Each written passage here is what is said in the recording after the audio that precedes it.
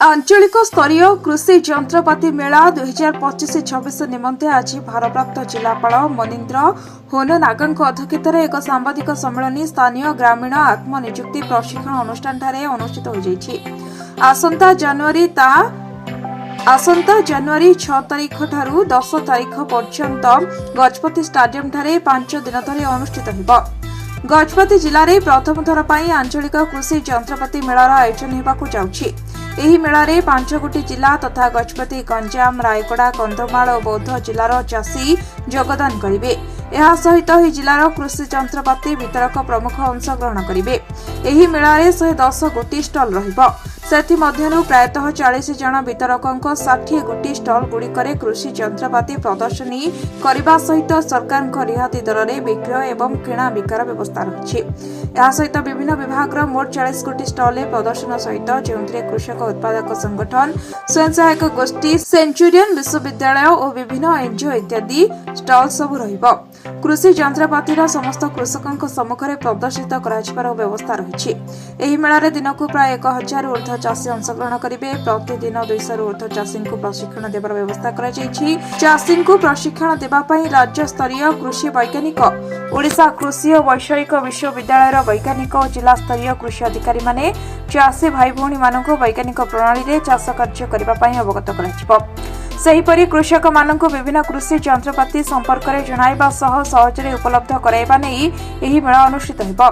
चाषी को आय को द्विगुणित करने वैषयिक ज्ञान और जैविक सार व्यवहार करने संगक आधुनिक कृषि यंत्रपातिर व्यवहार संपर्क में चाषी भाई भौणी मानक सचेतनता सेहीपरि मिश्रित फसल चाष, अर्थकारी फसल पई उन्नत यंत्रपातिर सठिक उपयोग परिचालना, उन्नत मानर यांत्रिक सुविधा और सुजोग नेबा पई चाषी को यह माध्यम परामर्श दिया।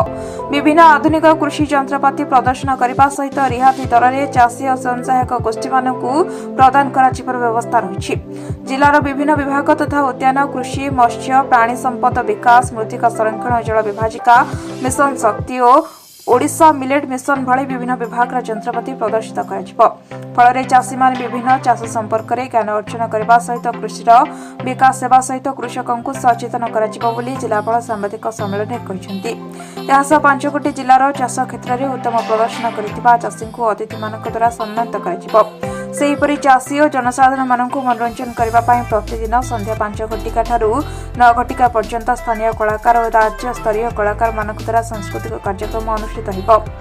यह सांबादिक सम्मेलन में जिला मुख्य कृषि अधिकारी श्री एम प्रकाश राव, जिला कृषि अधिकारी श्रीमती शुभश्री प्रियदर्शिनी, सहकारी जिला कृषि अधिकारी श्री के सूरज कुमार पात्र और जिला सूचना और लोकसंपर्क अधिकारी प्रदीप्त गुरुमाई प्रमुख उपस्थित रही। स्पॉट विभिन्न प्रकार यंत्रपाति, कृषि यंत्रपाति रिहाती दर में बिक्री कराम व्यवस्था कराई। लोक मैंने जमी कृषि और कृषक मैंने जमी सुविधा बुक करें व्यवस्था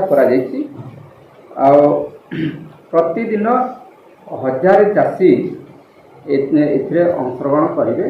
पाखापाखि आमर 200 चाषी सेमिनार व्यवस्था कराई।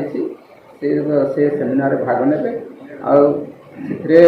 आम state level officer, OUT scientist और सिक्योरिटी साइंटिस्ट, जिला स्तर अधिकारी माने चाषी मान को विभिन्न विषय अवगत कराई। गजपति जिला प्रतिनिधि बालकृष्ण पाणिग्राही रिपोर्ट, चित्कार न्यूज।